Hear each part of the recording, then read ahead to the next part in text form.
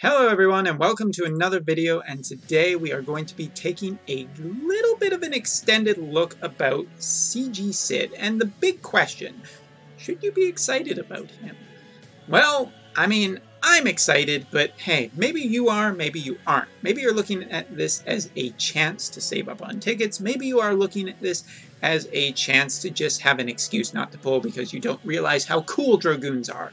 Either way, it doesn't really matter. I'm making this video one way or another. So let's talk about CG Cid, because recently in-game we got our news posted, and our news posted gives us a little bit more of an in-depth look at CG Cid. And honestly, after last month when CG Ignacio got basically no attention, no hype, no interest, no nothing, I felt kind of bad. I was just like, hey, CG units used to be cool. The Veritises are cool. Why aren't we getting any, hype behind it? And hey, maybe it's a little my fault. Maybe it's because I didn't really do many videos featuring him or talking about him before he came out. So today we're going to be talking about CG Cid. And honestly, I have to say that CG Cid is super exciting for a whole bunch of reasons, if nothing else for me. Anyway, first of all, let's talk about why this guy could be really good.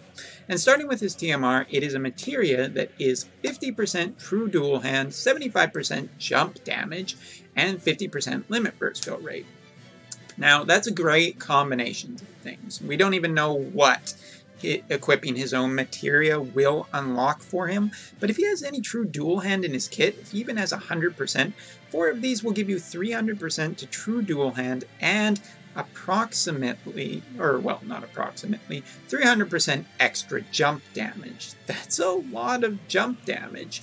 300% to just his attack stat will be considerable for an amount that can be, equipped, but an extra 300% in jump damage up is really big as well, and a limit burst fill rate going super high means that this guy can use a lot of limit burst.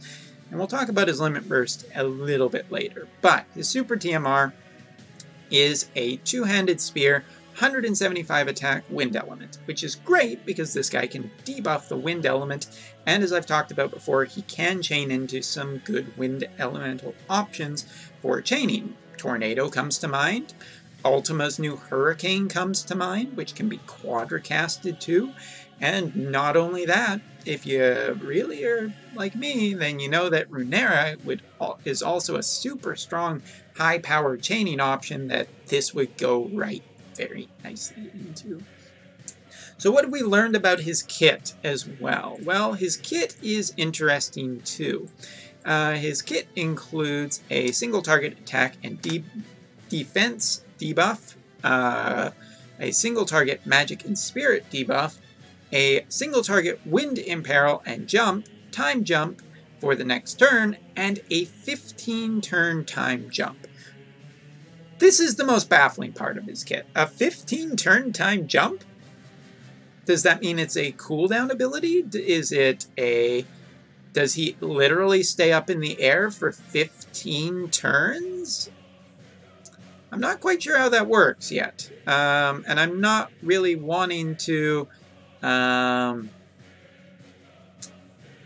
not wanting to make any assumptions before I actually get to try it, but it's a little interesting. In his 7-star, and first of all, for anybody who's going to say, well, you need a 7-star to make him good.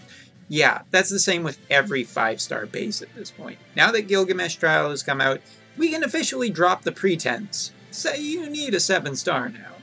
It's 7-star or nothing. Pretty much. Anyway, in his 7-star he gets AoE Blink, which gives a turn the above for turn the 4 abilities that we talked about already into Kai versions. Kai versions have improved debuffs, imperils, and damage, which is interesting. Also improves the 15 turn, has the same damage, but only 1 turn instead. So basically you need to use his AoE Blink to get his 15 turn time jump to work particularly well. Okay, sure, interesting. Why not? Now, the other thing that's interesting about CG Cid is that he is supposed to be able to reach the 800% jump damage bonus cap, which an 8 times modifier on anything is incredibly strong. Duke or Aranea or Helmetless Kane cannot even remotely get close to the 800% jump damage bonus cap. So the idea that this guy can is kind of scary. He could be incredibly strong. Now, obviously, his super TMR is needed to take advantage of his Wind Imperil, but the other option is Nalinaru, and quite frankly, there are some good true dual hand spear options. If you've been playing for a long time, you have an Holy one. If you've gotten 4 Nalinarus, you have a Thunder one. So basically, his time jump damage can also be chained into different elemental attacks, getting different elemental debuffs, and be very strong in multiple different elements, as opposed to last month where CG Ignacio was really mostly just fire.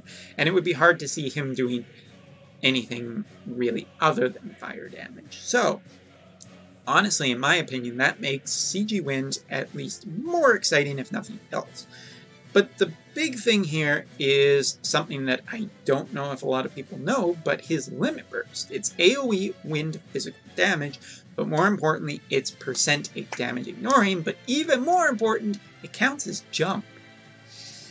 Limit Bursts are very, very strong, especially CG Limit Bursts. So any percentage with a 800% jump damage bonus is really, really strong. Now, the numbers could be adjusted. We need to see percentages and everything. But this is exciting, you guys. This is exciting because if Dragoons are ever going to come into the game as a strong option, this is it. This is our big chance. So we should be a little bit hyped and excited about it. Cautious, but hyped.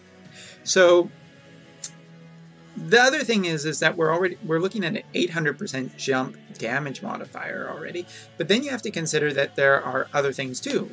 Elemental damage, for instance, including an element on any of these attacks with any elemental imperil being chained into any elemental chaining will be insanely powerful. It will be absolutely insanely powerful.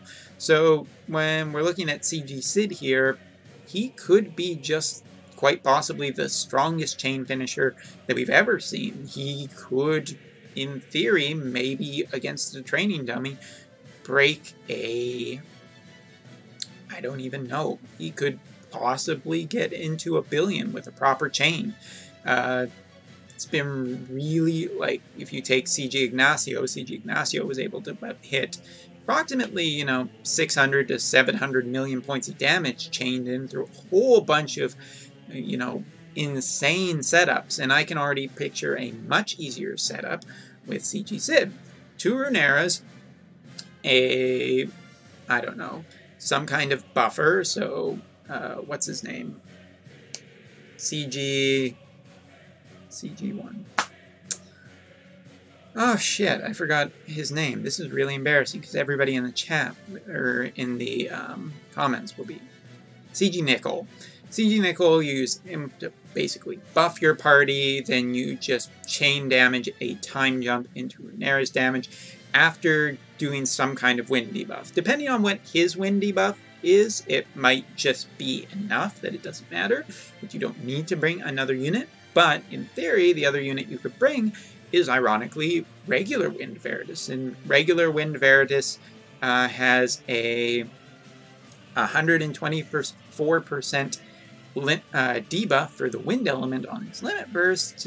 This is starting to add up to be incredibly powerful. Now, obviously, super optimized setups, of course, those are always the thing. But if you have Duke, if you have, some of the spear TMRs that have already equipped, there's, some 60% options out there. I think that CG Cid could be just super, super cool, super fun, and is really the best chance to see an amazing Dragoon in this point in the game. Not to mention that his Limit Burst is just super cool. So I would say that, hey, this is pretty exciting for a lot of reasons. For one thing, CG units come on a nice step-up banner. Say what you will about the step-up banners, but there's only one 5-star, and that makes it a pretty good chance of hitting it. And in the cheaper step up of only 11k lapis. You also get some general rate ups. Again, RNG be RNG, but if you wanted to have the best chance to get him, this is it. And there's still a lot we don't know about his kit. We don't know the percentages, we don't know if he does have maybe some chaining options or anything like that. And we don't know how expensive his limit burst will be. So there's still a lot of question marks that will be answered tomorrow. But for now, I would say that, hey, this is something worth getting excited about. This is a big chance for Dragoons. And if nothing else, he's got a cool looking limit burst. So I'll definitely be given more than my fair share of shots to try and get this guy. Because honestly, yeah, Super TMR would be good here. Anyway, you guys, I will see. Oh, and one other thing. If you have Aranea, you have a good non-elemental damage option for his time jumps too. And that's true dual hand. Anyway, we'll see what happens tomorrow when he comes out. Hoping for good things, though. See you next time.